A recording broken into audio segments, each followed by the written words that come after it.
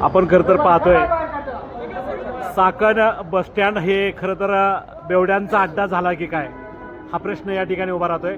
आपण पाहतोय बरेचसे बेवडे या ठिकाणी किंवा दारुडे जे आहेत ते बसलेले असतात। एस टी महामंडळाच्या माध्यमातून त्या ठिकाणी बाजूला काढण्याचा प्रयत्न होतोय, परंतु हे नेहमीचं सातत्याचं झाले। प्रवासी कमी आणि पेणारे किंवा बेवडे जी मंडळी आहेत ती जास्त आहेत। आपण पाहतोय या ठिकाणी हे बसलेले आहेत। खरं तर या बस स्थानकामध्ये जी प्रवाशांसाठी सुविधा पाहिजे ती सुविधा कमी पडते आणि या म्हणजे जे पिणारे खाणारे किंवा असे भटके जे फिरणारे अशी बिनकामाची मंडळी या ठिकाणी जास्त बसायला दिसतात आपल्याला। खरं तर या बस स्थानकामध्ये या ठिकाणी जी टॉयलेट दिसतंय की टॉयलेट बंद होतं, आता या ठिकाणी टॉयलेट सुरू झाले। याचं कारण जिल्हा प्रमुख रामदास आबा धनवटे आणि ही सगळी ग्रामस्थ मंडळींनी या ठिकाणी आवाज उठवला। आवाज उठवल्यानंतर खरं तर हे टॉयलेट आता या ठिकाणी ओपन झाले, परंतु प्रवाशांनी जायचं कुठं हा मोठा प्रश्न आहे। आणि खरं तर या प्रवाशांसाठी जर हे असेल तर मग हे बंद का हा प्रश्न उभा राहतोय। प्रत्येक एस टी स्टँडला ही अडचण उभी राहताना आपण पाहिले। खरं तर या ठिकाणी बरीचशी मंडळी आहेत। आपण पाहतोय या ठिकाणी जिल्हा प्रमुख आहेत, पंचायत समिती सदस्य आहेत, हे सगळी मंडळींनी या ठिकाणी आवाज उठवला। त्यानंतर आता टॉयलेटचा दरवाजा मोकळा केलेला आहे। आपण पाहतोय की या एस टी आगारामध्ये नेमकं चाललंय तरी काय हा प्रश्न सगळ्यांना उभा राहतोय। खरं तर या एस टी आगारामध्ये एका बाजूला जे प्रवासी वाहतूक आहे किंवा गाड्या लागल्या जातात त्याची अडचण वेगळी, नंतर इथं बैठक व्यवस्था जी आहे ती प्रवाशांसाठी असून हे सगळे बेवडे खावडे हे बैठकीमध्ये या ठिकाणी पाहतोय। आता ह्या तुम्ही कुठून आलात, काय नाव तुमचं? माझं नाव हा सुनील. कुठं जायचंय? खेळला खेडला जायचंय। आता हे खेडला जाणारी गाडी इथं लागतात का? लागतात ना। हे पाहता तुम्ही इथे अशी काही मंडळी बसली त्यांना विचारलं तरी सांगता येत नाही। आपण पाहतोय काही एस टी स्टँडमध्ये दारू घेऊन येणारे लोक त्यांचं वेगवेगळं वर्तन आणि या ठिकाणी संडास बाथरूमची गैरसोय या दोन्ही गोष्टीच्या संदर्भात त्यांच्याशी बोलणं झालं आहे।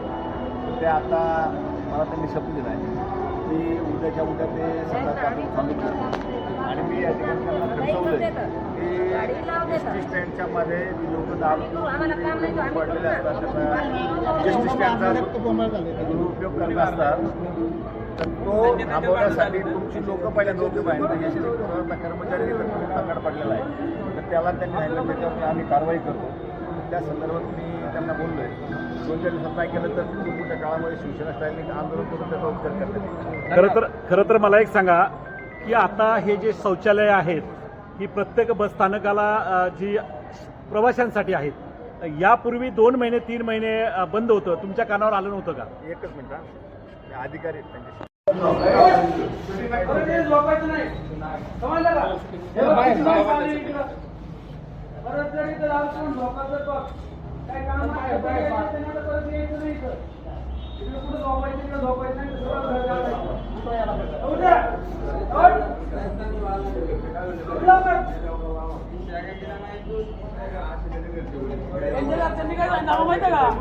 गेलं ना आम्हाला सांगा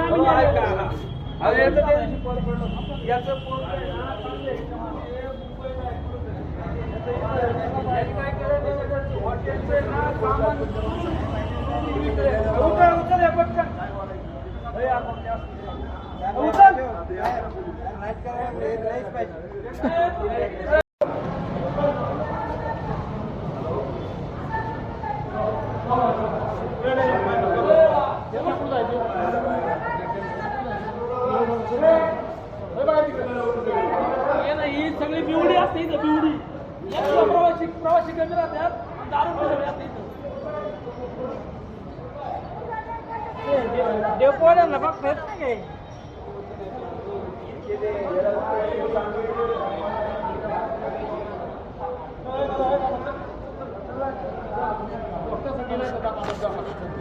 खरं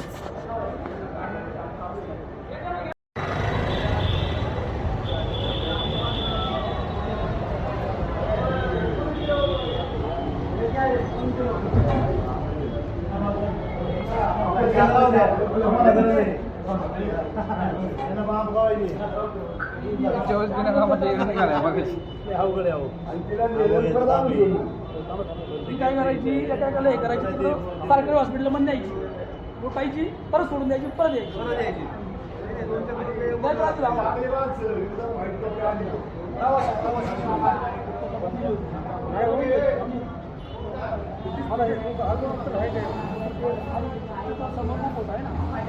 आणि हिची एक नाही हिची 6 जणांची टोळी होती माणसाच्या मागे लुटलं आता एक आठवड्याचं लुटलं ना ती साईडला होणार पैसे घेऊन परत येणार असं विषय.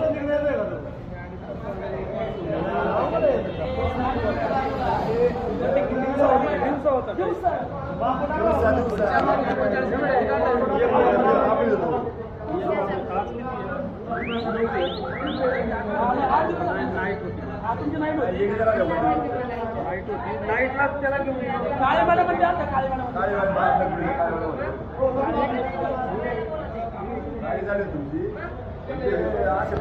चालू काय अरे तशी बिवडीची असते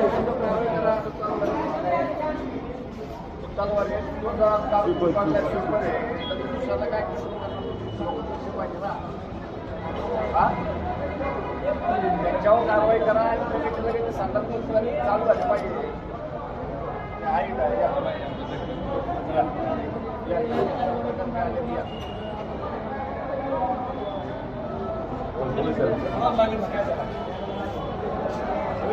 सगळे उसरते बाहेर. अहो तुमची माणसं जर दारू पिऊन एस टी स्टँडमध्ये हे करायला बाहेर लोक येऊन कशी चांगली वाटतील. हां त्यांचा रिपोर्ट पहिला करा. पहिली तुमची लोक सुधरा आणि ही इथे इकडे पिऊन पडले तर ते स्वच्छता करा. त्यानंतर त्या उतारीचा विषय काय आहे काय म्हणतात ते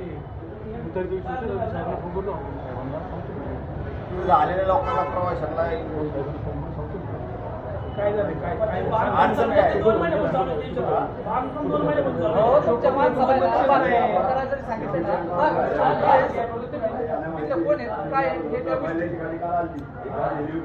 गाडी अजून बसणार आहे.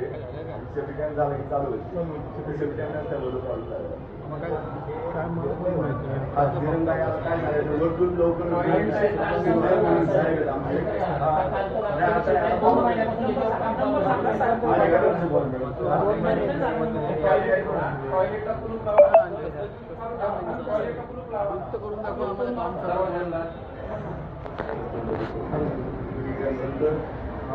स्टँडला आहे. तुमच्या मॅडमशी बोललो आणि तुमच्याशी बोललोय.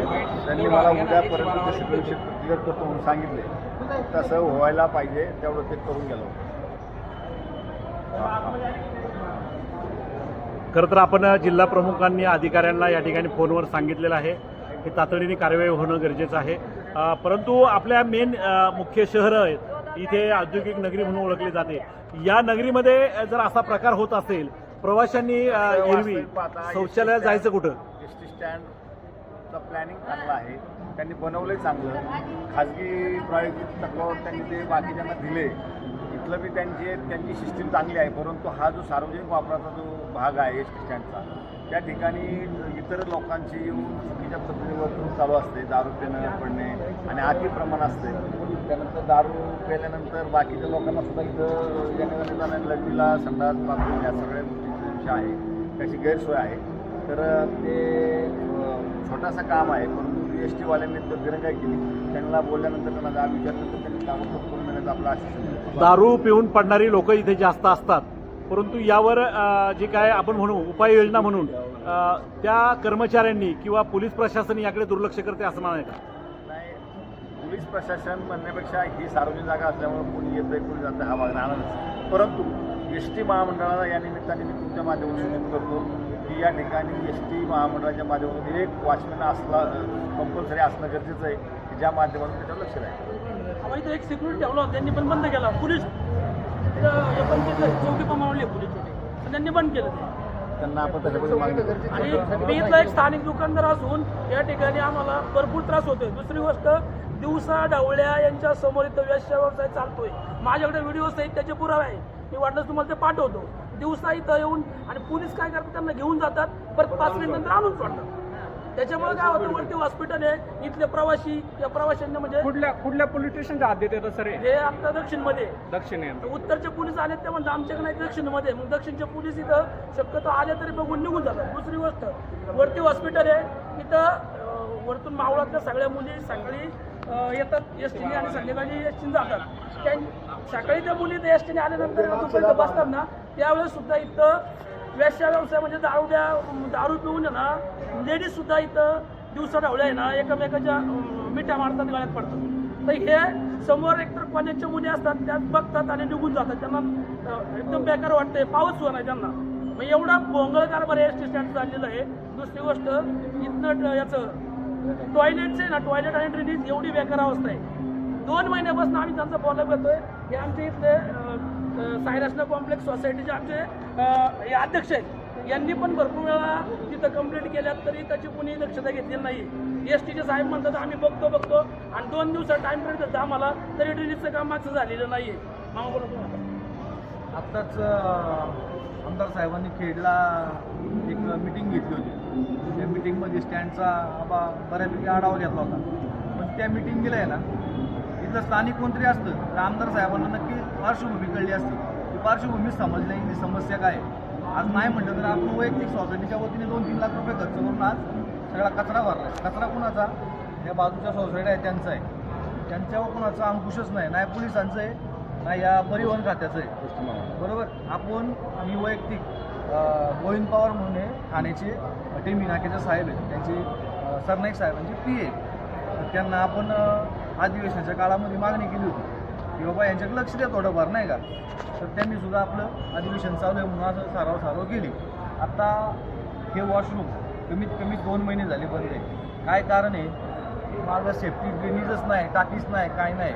हे असं काम चालू आहे. उगाच ठोका लावायची कामं चालू आहे सगळी. म्हणजे हे भविष्यात परत प्रॉब्लेम. आज 2 महिने बंद आहे ना, 2 महिने चालेल आणि परत 2 महिन्याने बंद पडणार, अशा परिस्थिती आपलं काम कायम सुरू नाही आहे. आणि ही परिस्थिती 2 महिने जे म्हणतात ना, ही परिस्थिती खरी आहे. पंचायत समितीनं 2 महिन्यापूर्वी ठराव घेऊन खेड एस टी स्टँडला आणि चाकण एस टी स्टँडला पत्र दिलं होतं. त्यांनी सांगितलं आम्ही सिक्युरिटी पोलीस म्हणून ठेवलाय, पोलिसांना इथं पोलीस चौकी बनवून दिलेली आहे. इतकं भीतीदायक वातावरण आहे. इथं महिलांनी जर थांबायचं म्हटलं तर इतकं भीतीदायक वातावरण आहे की फार कठीण आहे. याच्यावर प्रशासनाने लवकरात लवकर ताकद लावली पाहिजे. आमदार साहेबांनी स्वतः सांगितलं होतं जाऊन एस टी स्टँडला की तुम्ही याच्यावर कारवाई करा म्हणून, पण त्याच्यात कुठेही परत कारवाई दिसत नाही. 2 महिन्यानंतर परत जायची ते परिस्थिती आहे. त्यामुळे याच्यावर काहीतरी परत ठोस उपाय केला पाहिजे. PI वाघ साहेब होते त्यावेळेस त्यांनी आम्हाला रिक्वेस्ट केली होती की आम्हाला इथे एक जागा द्या जेणेकरून आम्ही याच्यावर अंकुश ठेवू. पण आजपर्यंत त्यांना जागा तर दिली आहे, पण त्यांचा इथं एक प्रतिनिधी नाही, कुणीच नाही. आता वाघ साहेबांची पण बदली आली. त्याच्यामुळं काय उपाययोजना म्हणजे शून्य आहे. इथं काहीच नाही. जे आम्ही करील तेच होतं इथं. आणि आत्ता पण तुम्ही आत्ता कॅबिन आहे, कॅबिनच्या बाजूला एक व्हिडिओ घ्या बघा, किती जण झोपलेले आहेत तेवढे.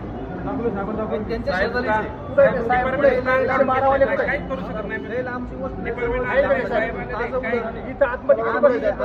आम्ही इथं सगळ्यांनी 25 लाख रुपये खर्च करून गाळे घेतले आणि आम्हाला कसली नगर परिषदचा विषयच नाही, कारण त्यांच्या अंडर येतच नाही. नगर परिषद ग्रामपंचायतची आम्हाला नाही पाणी आहे, नाही कचऱ्याची सोय नाही, कसली नाही. त्या इंचा मॅडम आहेत ग्रामविकास अधिकारी, त्यांच्या मागं लागून कसं तरी आम्ही काहीतरी करून घेतोय. पण त्या पण हातबले, त्यांचाच कचरा टाकायला जागा नाही तर आपल्याकडून टाकणार. पण समस्या भरपूर आहेत. त्याच्या उपाययोजना आमदार साहेबांनी करावं लवकर एवढी विनंती. धन्यवाद.